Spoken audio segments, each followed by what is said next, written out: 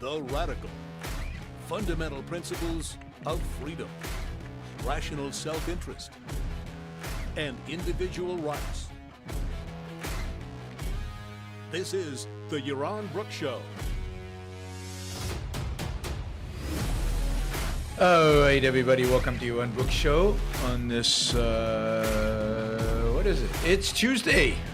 I don't know. Just feels like I've been running around already all week, and everything is, anyway, it is Tuesday.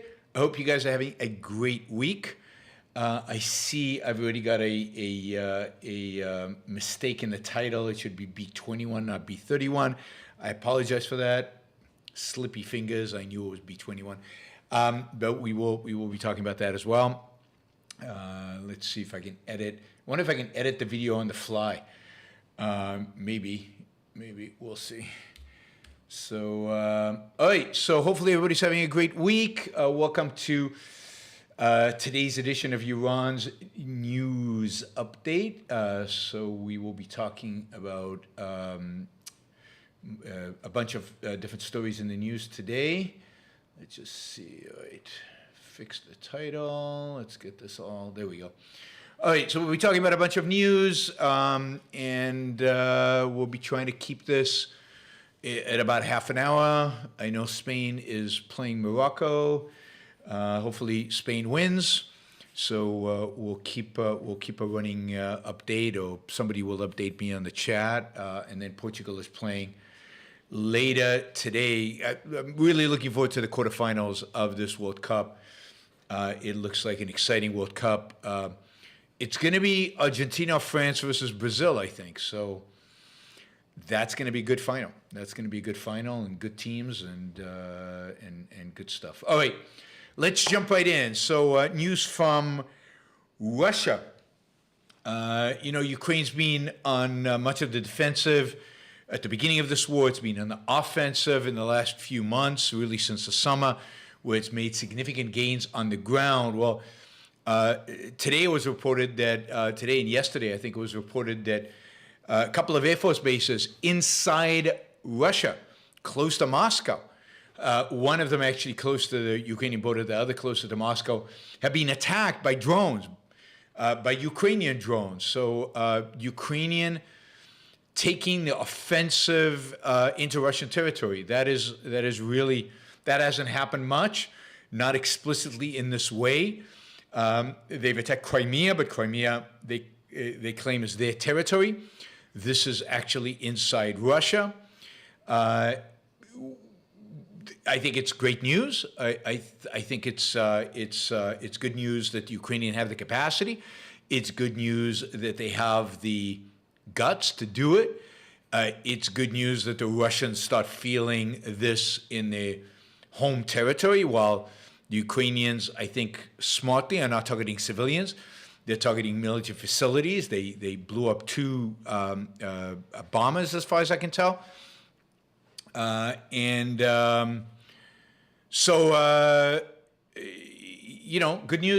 news ultimately. And I think a shift in the war. I think we might be surprised this winter at the extent of Ukrainian advances against the Russian forces on the ground, in spite of the weather, in spite of the cold. I think Ukraine is far better positioned to fight under these conditions than are the Russians. And of course, we know that there's a huge gap in motivation between the two forces, which is crucial and huge at a time of war. We will see how the West, the United States and Western Europe, views Ukrainian attacking Russia in Russia. When the United States supplied the Ukrainians with long-range artillery, the HIMARS, they adjusted the weapon system so they could not be used to attack targets within Russia. The Americans are saying they do not want the Ukrainians to be on the offensive, or at least they're saying that they perceive the Ukraine attacking Russia on Russian land would be escalation that the United States would not support. So we'll see. if they respond in any kind of negative way to these attacks. Hopefully not. Ukraine has to do whatever it needs to do in order to defend itself. It needs to do whatever it needs to do in order to get rid of Russian forces from Ukrainian land. And if that means attacking Russia where Russia is, then so be it. You notice that the saber rattling around nuclear attack has kind of dissipated significantly. So, which is interesting, which I suggested all along, that was incredibly unlikely that the Russians were actually serious about it. All right, we got Tessa from Copenhagen. That's cool. I assume on these shows we'll get more Europeans. We will see. Maybe it has something to do with the topics I choose, but we'll see if we get more Europeans given the time of day. Okay, let's see. On the ground in Ukraine, things are very slow. The Russians keep attacking this one city or town in eastern Ukraine. They've been attacking it for months now. This is the Wagner group. This is really a group of mercenaries. So this is a kind of a private military that the Russians have used all over the world, particularly in Syria. They've been attacking and attacking and attacking Bakhmut, I think it's called, or something like that. And they still haven't taken the town. So a lot of fighting around there. There's a lot of fighting in other places around east and northeast Ukraine. Nobody is gaining anything so far. The Ukrainians seem to be chipping away at the Russian defenses, but everybody's kind of hunkered down for winter. But as I said, I expect Ukraine to make real gains this winter. All right, so that's for the Ukraine war. I'll update you periodically about what's going on there. But it's kind of, there's not much to talk about other than this attack relatively deep into Russian territory, which is kind of a first for the Ukrainians. And it shows how drones are going to change warfare completely. Drones are dramatically going to change warfare. You've got suicide drones that the Russians are using, and you've got missile-bearing drones. You've got a variety of different drones out there. Drones have been used now for 40 years, but they're really coming into their own. They are becoming a dominant weapon system on the battlefield. Let's see. What else did I want to say about Ukraine? Yeah, the only other thing about Ukraine is, you probably know this, is basically Russia is taking out all the electrical power, all the energy supplies into Ukraine. Basically, they're trying to freeze the Ukrainians into defeat. So they're trying to destroy the morale within Ukraine so that Ukrainians just give up. Ukrainians are going to have, civilians in Ukraine are going to have a very, very difficult winter with very little electricity and very little heat. And it's going to be a struggle. But I have a feeling, my sense is that this will not defeat the Ukrainians, or it will not subdue the Ukrainians. The Ukrainians seems highly motivated to fight back and to win this war. All right, let's see. And Paul, I'm glad you're able to listen to a show or watch a show live, as it may be. If you remember, Super Chat is available for these morning shows. We've got a target of about $250. You can ask questions. Please do so. I have particularly in these shows, I have a preference for high dollar questions, primarily because the shows are short. So we don't have a lot of time to do like 20 different questions to get to 250. We're going to have to get some $20, $50, $100 questions so we can get to that number fast. So please consider using those denominations for your questions, and we can see if we can keep hitting our targets. Yesterday we hit it the last minute, thanks to Jeff, who came in with 100 Canadian dollars to allow us to get to that level. So let's see if we can keep hitting the $250 goal. All right. Earlier this year, I talked about the baby formula crisis in the United States. We did a show on that. Scott Lincicome, who is one of my favorite commentators on economic policy these days. He's excellent. If you don't follow Scott Lincicome, Lincicome on Twitter, you should. He is excellent. Glenn, thank you for the $100. Really, really appreciate it. See, that's how we're going to get on these shows. The 250 is if people jump in with that kind of support. I really appreciate that. Scott has been on top of this baby formula story from its beginning. There was a massive shortage in baby formula in the late spring and in the summer. I mean, parents were frantic. Parents were desperate. 75% of babies in the United States depend to some extent on the availability of baby formula, and there was a real shortage for a variety of reasons, which I covered before. A closing by the FDA of a particular plant, but more deeply, a complete distortion of the market in the United States of baby formula because of the way welfare is allocated, welfare to poor mothers who that money is used to buy baby formula, and how they allocate that and how they subsidize it. Basically, government involvement in this market completely distorted the market, and it helped create very few suppliers domestically. And when they shut down the Abbott plant, there was a significant shortage. But also, the shortage is caused by the fact that we don't import baby formula. For example, Europe is a massive manufacturer of baby formula. And what's interesting is Europe has very stringent food safety regulations. Why don't we just accept the FDA equivalent in Europe as a good standard and just import all the baby formula Europe can produce? The shortage would have been gone if we had done that. It took the FDA a long time to allow for more baby formula to enter into the country from Europe. It did ultimately. The U.S. lowered tariffs on baby formula earlier in the year, and by lowering, so we have tariffs on baby formula. Who knew?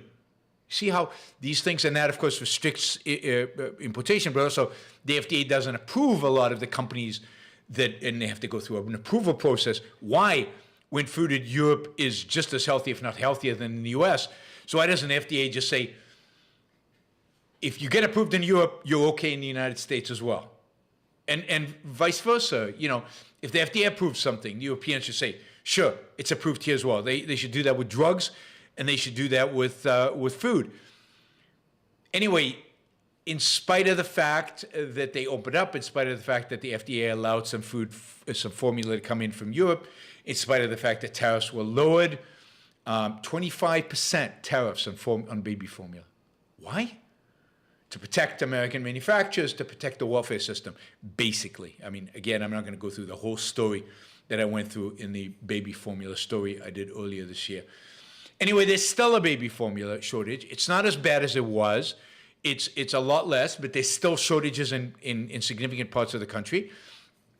And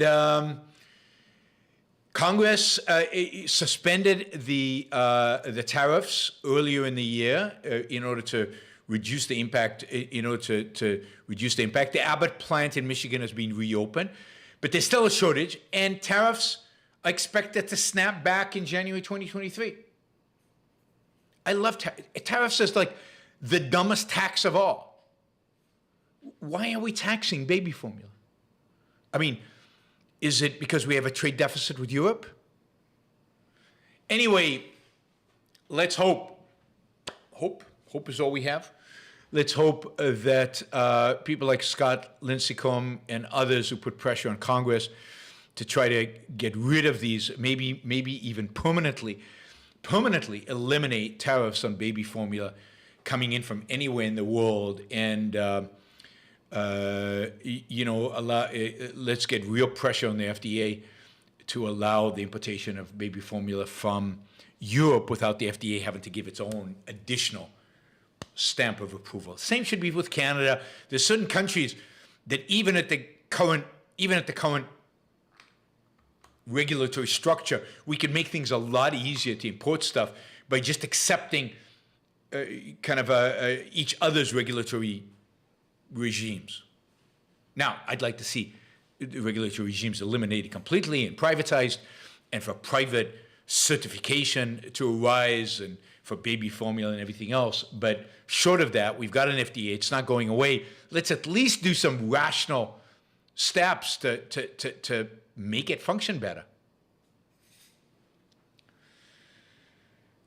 Real estate markets, we're starting to see the very beginnings, I think, of real estate challenges that are going to hit, I think, in 2023. As I've said in the past, I think we're heading towards a recession. I think a recession is going to be very difficult to avoid. I think the last couple of days, the markets keep changing their minds, but the last 5 days, the markets have traded down, I think, as a consequence of more realization that might be coming.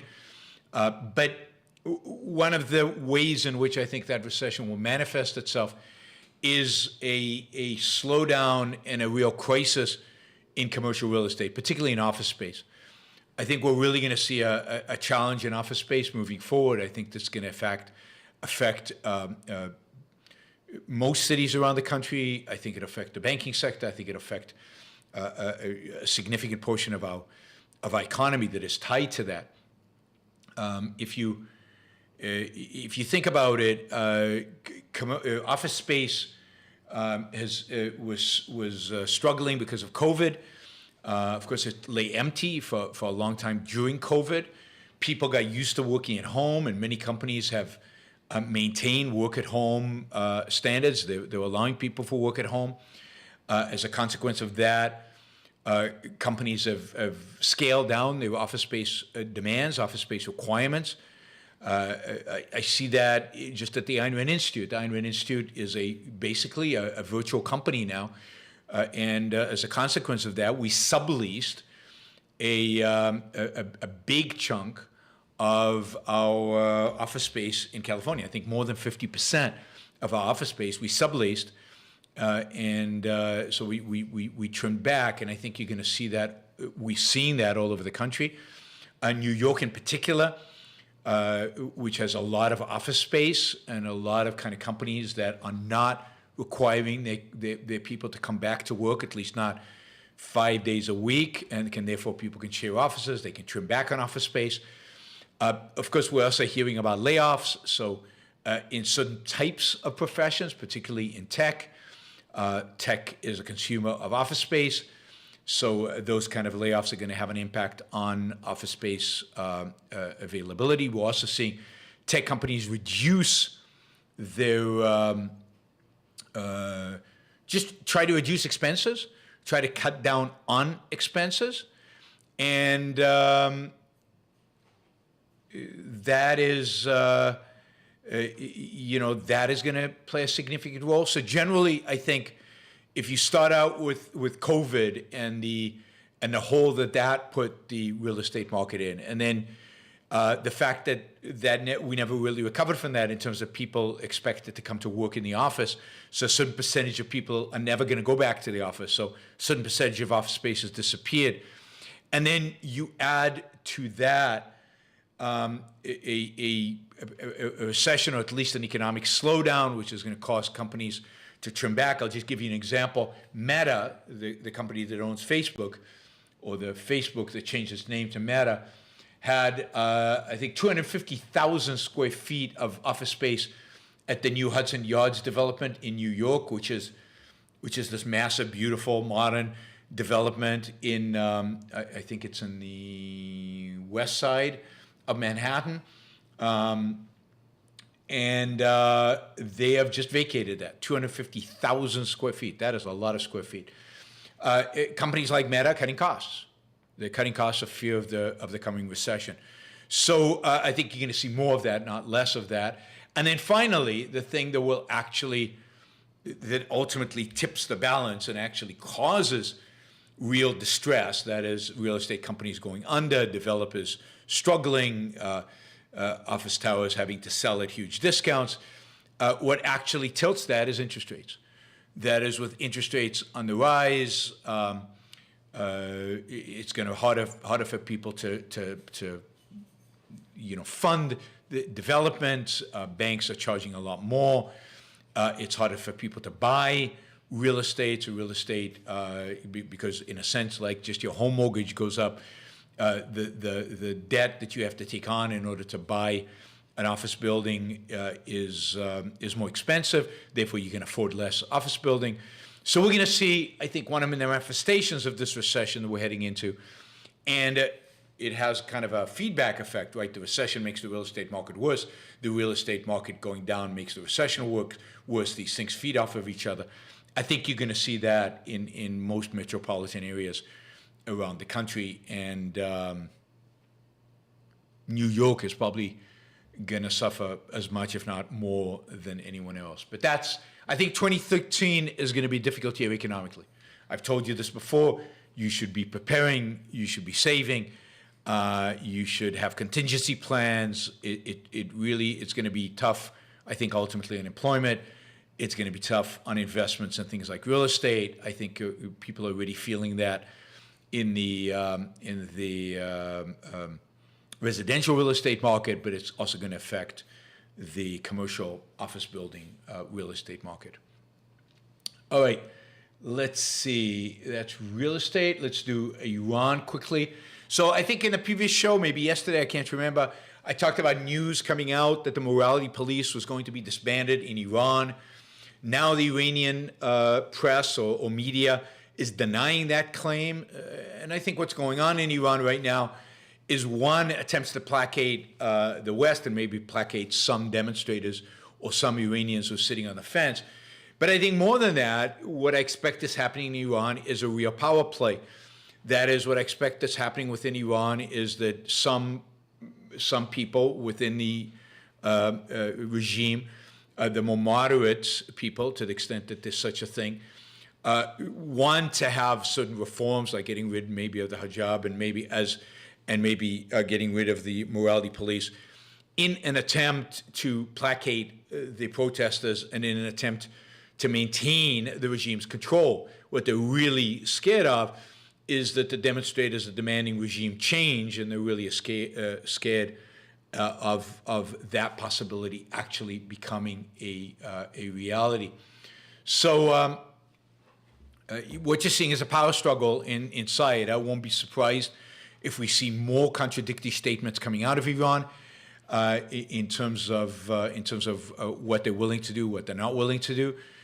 In the meantime, demonstrations continue. If anything, demonstrations might be intensifying. The regime so far, from the perspective of demonstrators, has presented a weak front in that it has not resorted to the kind of violence we have seen from the Iranian regime in the past. They haven't resorted yet to the kind of brutality that they often resort to. So we will see. We will see what's going on. We will see what happens. I keep an eye on them. I keep tweeting about them, or retweeting, really, because I have no original material there. But I keep retweeting about what's going on in Iran. So if you're interested, follow me on Twitter. And we will keep talking about what is going on in Iran here on the Iran Book Show in the morning briefings. And if there's major news in the evening shows as well. By the way, people are asking when's the evening show. The evening show will be tonight at 8 p.m. Puerto Rico time, so 7 p.m. Eastern time. That'll be tonight, 8 p.m. Puerto Rico time, 7 p.m. Eastern time tonight. So we'll see how these two shows in a day work out. I don't have a topic yet. I'll be working on a topic in the hours to come. All right, let's see. Finally, I guess on the front of good news, or advances, the United States over the weekend, I think, or end of last week, revealed the latest bomber, the B-21, which is a strategic bomber. Whoops, I keep not. All right. B-21, which is this new strategic bomber for the United States. It can carry both nuclear and conventional bombs. It is a stealth airplane. It is a modern stealth airplane, so it's a new generation stealth. This replaces the very old B-52s, which are, 60 years old now, and the old B-2s, and B-3s. The B-2s, I think, are 35 years old. The B-3s maybe a little less. But the B-21 looks like an unbelievably cool airplane. It is the kind of technological advancement that keeps the United States ahead of its adversaries. This is the kind of airplane I don't think the Chinese or the Russians have, or anywhere near close to anything like it. It is a significant advance on what we've had before. It has the kind of range where it can take off in the United States and make it to China and back, as far as I can understand. It will replace the B-52s that are in service, and it'll give the United States a real strategic advantage over its rivals. I mean, one of the challenges the U.S. has, and this really needs to be a much longer discussion, but one of the real strategic challenges the United States have vis-a-vis China is that China now has sophisticated missiles that put its aircraft carriers in distress. I mean, and these missiles can go from anywhere to 1,800 miles, maybe even 3,000 miles. So aircraft carriers can't get close enough to China to pose a real threat. And that would be very relevant in the case of Taiwan, because Taiwan is so close to China. These B-21s give the United States, no matter what happens, range to get to mainland China, range to get to Taiwan, range to be able to bomb ships in the Taiwan Straits in case of a war there. So this is a real example of American technological innovation, of America's lead as compared to China. I've been reading a lot about weapons in China and the U.S. I'll do a show on that. It's kind of interesting, and the role the Iraq War of 1991 played in everybody's strategic thinking about war. We should talk about that. It's kind of interesting. But this is true stealth. This is unlikely to be. Likely to be able to evade the latest land-to-air missile technology that the Russians and the Chinese have. I think a lot of the Chinese technology is built around Russian technology. Right, these are phenomenal airplanes, and I think provide us with real, again, superiority. All right, in the air, which I think the United States need this kind of deterrent capacity to deter the Chinese from doing anything too stupid. All right, we're about $88 short of our goal today, so hopefully in the next few minutes we will make that up. I've been asked to go a little slower at the end of the show, so some of you can step in and get us to where we need to be in terms of the final number. But so I'm telling you now, so you know in advance. Again, thank you to Glenn for getting us this close. Okay, let's do some super chats. Friend Harper says, after your C.S. Lewis debate, there was a panel about some aspect of conservatism. If you remember any of it, could you share what it was about, or if there was anything interesting you heard? Have a great day. Yeah, it was a panel with Karl Rove, remember Karl Rove, and George Will. George Will, probably my favorite or one of my favorite conservatives around, about the future of conservatism. And in that connection, the future of the Republican Party. And I thought it was pretty good. Nothing dramatic, nothing spectacular. They were both very adamantly anti-Trump. I thought that was refreshing. And a few times when they said something particularly anti-Trump, the audience kind of clapped and cheered. George Will certainly considers himself a conservative. He talks about being part of the conservative movement. He is not a Republican. He has left the Republican Party. He is also very critical of the Republican Party, and indeed, one of the issues that came up is how does a conservative movement succeed outside of the Republican Party? Because the Republican Party, from their perspective, what they deem as conservative, is not welcome anymore within the Republican Party. I think George Will is one of the more brilliant public intellectuals we have today. So it was a discussion around those kind of things and the state of the Republican Party and Trump and how dominant is Trump within the Republican Party and things like that. So again, I didn't think there was anything new other than maybe some reinforcement to the fact that there is a significant anti-Trump contingency within the kind of the general right or more conventional right. Now, I found part of it entertaining because Karl Rove presented himself as this diehard Reagan Republican. Give me a break. I mean, Karl Rove was what Bush's. Karl Rove was a pragmatic, do whatever you need to do.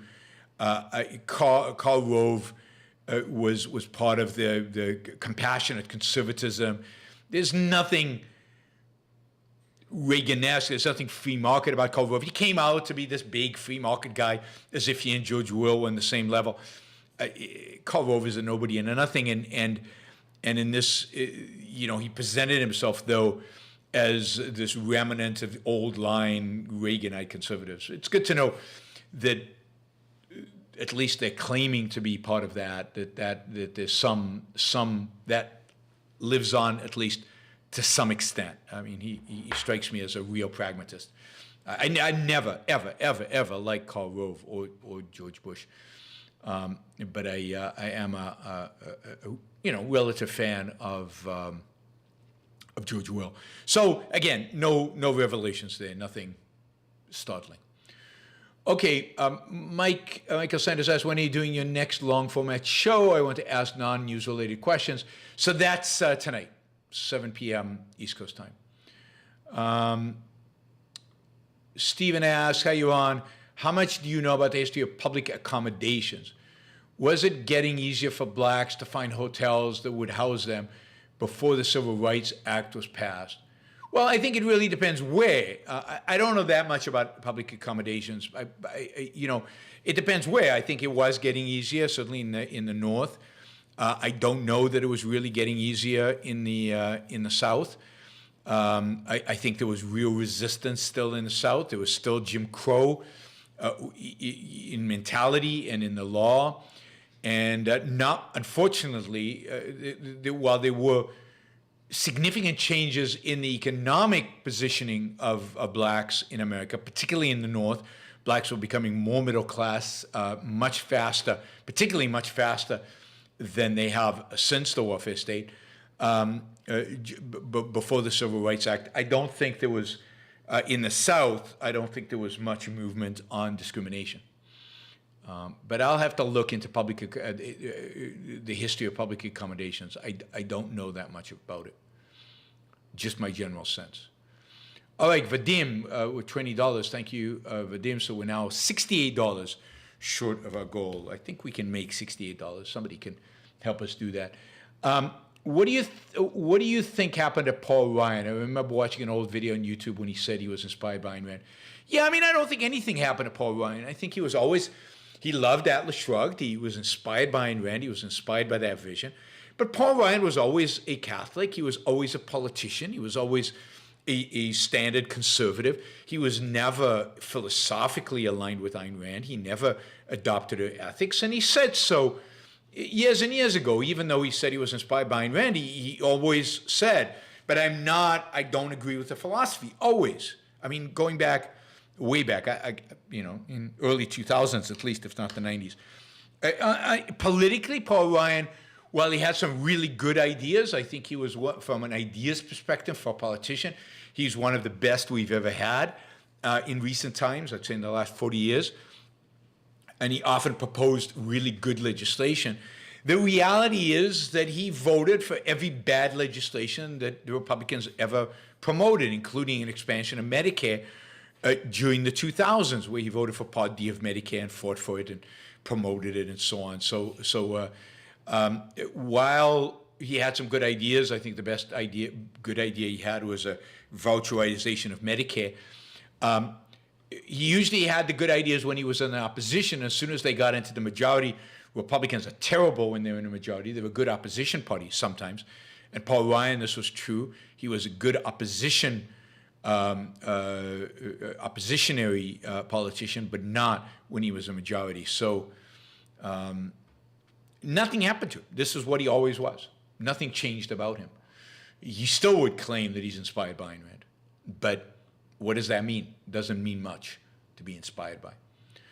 Okay, Jake says, John Bolton, 2024, I wish. I think the odds of that are 0.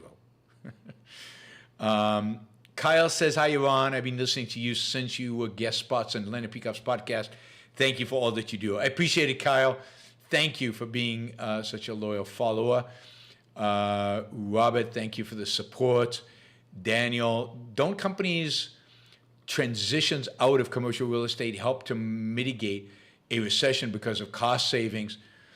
Yeah, but you've also got what that happens is you get a decline in the prices of real estate, which causes less new real estate development to happen, so less investment in real estate, less jobs in construction, less jobs in design, less jobs in building the buildings and designing the buildings, and that filters down to furniture and to air conditioning units and to everything else that goes into a building. There's less demand for all those other things. So never look just at the first layer of effect, always go to the deeper layer of effects. And that's much more substantial than the cost saving that the companies get from cheaper rents or from cheaper prices of buildings that they now occupy. So it's the slowdown in production. It's a slowdown in production of real estate that happens as a consequence of a recession, and leads us towards a recession because that costs go up, because jobs go away because there's less construction going on. All right, Colin. Colin says, the Zionism AI Chat GPT show was fantastic. Thank you. Unfortunately, I don't know, not that people I think are watching it. So again, I often wonder what dictates what shows do really, really well and what shows don't. I thought that show would do well, partially because Zionism is controversial, so the leftists would watch it, and then I thought ChatGPT would be interesting. Yeah. No one out there is providing such great analysis. I appreciate that, and I think that's true. I think the same thing was true of my Chip show, which I think is underrated. I thought that was a great show and a real interesting topic. Okay, Matthew, do you have any thoughts on proportional representation for elections? There may be a push for it in the UK soon. You know, I don't know. I think that I'm pretty indifferent to the different type of election mechanisms. I think that how we elect our representatives is much less important than what we allow those representatives to do.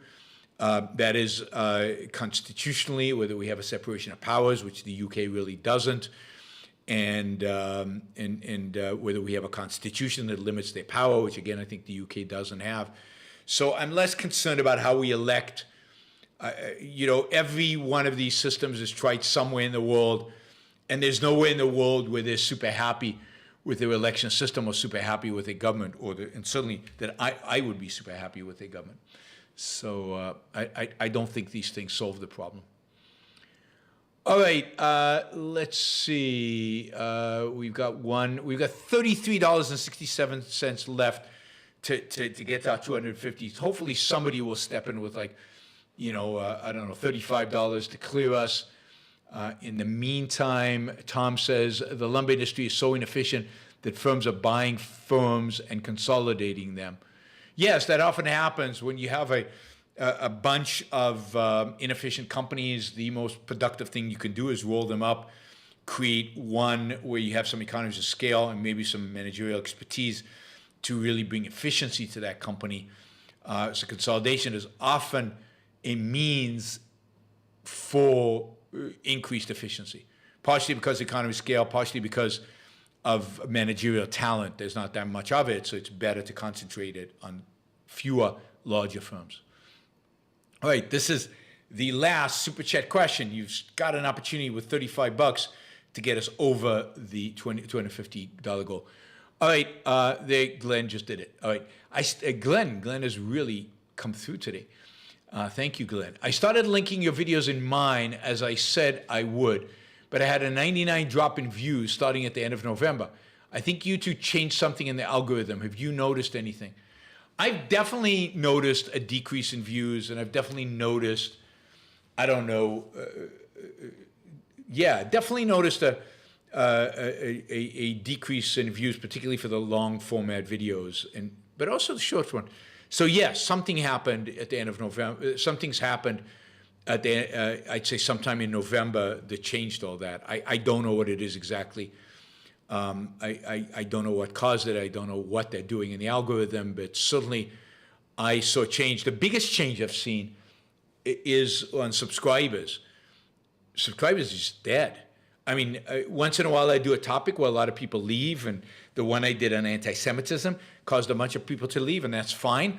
But usually I get enough added ones to compensate for that. But it really has, subscriptions have really struggled, I'd say, for about a month and a bit, and in ways that are just atypical of the way it was. So I'm sure it has to do with the algorithm, something to do with the algorithm changes.